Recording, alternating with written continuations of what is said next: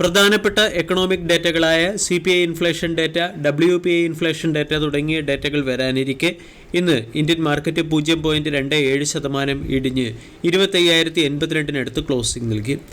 IT sector പൊതുവെ ഇന്ന് weakness പ്രകടിപ്പിച്ചിട്ടുണ്ടെങ്കിലും മറ്റുള്ള സെക്ടറുകളൊക്കെ ഡീസൻറ്റ് പെർഫോമൻസ് കാഴ്ചവെച്ചിരുന്നു. അതേസമയം മാർക്കറ്റ് ബ്രെഡ്ത്ത് നമ്മൾ പരിശോധിച്ചാൽ ഇന്ന് മാർക്കറ്റിൻ്റെ ട്രെൻഡ് നെഗറ്റീവായിരുന്നു.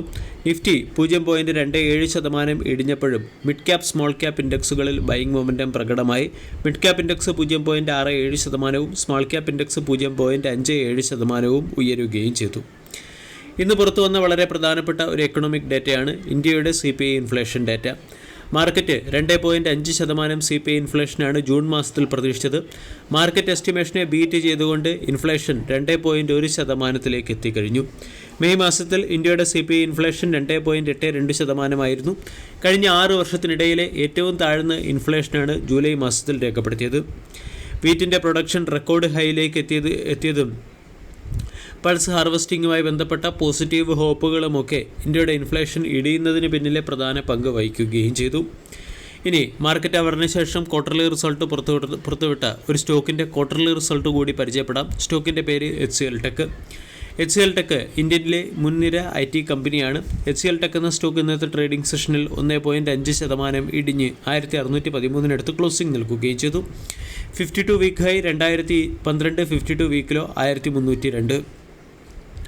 HCL Techൻ്റെ ക്വാർട്ടർലി റിസൾട്ടിൽ കമ്പനിയുടെ net profit quarter to quarter 11% ഇടിയുകയാണ് ചെയ്തത്. കമ്പനിയുടെ കോൺസ്റ്റന്റ് കറൻസി റവന്യൂ ഗ്രോത്ത് 2.5% നിന്ന് 3.5% ഉയർത്തിയെങ്കിലും EBITDA മാർജിൻ 18 മുതൽ 19% നിന്ന് 17 മുതൽ 18% ഇടിഞ്ഞതും പ്രോഫിറ്റ് സീക്വൻഷ്യൽ ബേസിസിൽ പ്രോഫിറ്റിൽ 11% ഇടിവ് വന്നതും സ്റ്റോക്കിനെ സംബന്ധിക്കുന്ന ഒരു പ്രധാന കൺസേണായി മാറിയിട്ടുണ്ട്.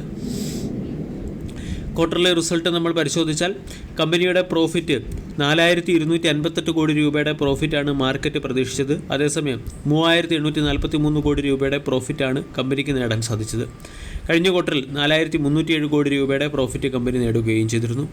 റവന്യൂ ഏറെക്കുറെ ഫ്ലാറ്റാണ്. 0.3% വർദ്ധിച്ച് 30,246 കോടിയിൽ നിന്ന് 30,349 കോടിയിലേക്ക് എത്തിയിട്ടുണ്ട്.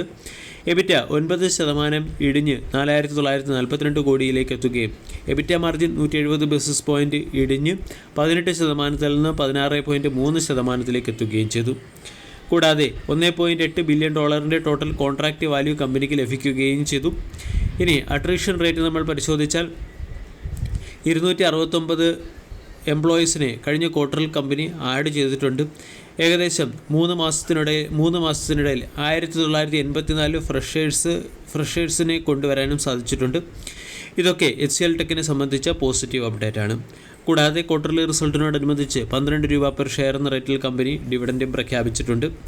HCL Tech എന്ന സ്റ്റോക്കിൽ 47 അനലിസ്റ്റുകളിൽ 20 അനലിസ്റ്റുകളും ബൈ എന്ന റേറ്റിംഗും 17 അനലിസ്റ്റുകൾ ഹോൾഡ് എന്ന റേറ്റിംഗും 10 അനലിസ്റ്റുകൾ സെൽ എന്ന റേറ്റിംഗുമാണ് നൽകിയിരിക്കുന്നത്. വീഡിയോ എല്ലാവർക്കും ഇഷ്ടമായി എന്ന് വിശ്വസിക്കുന്നു. താങ്ക്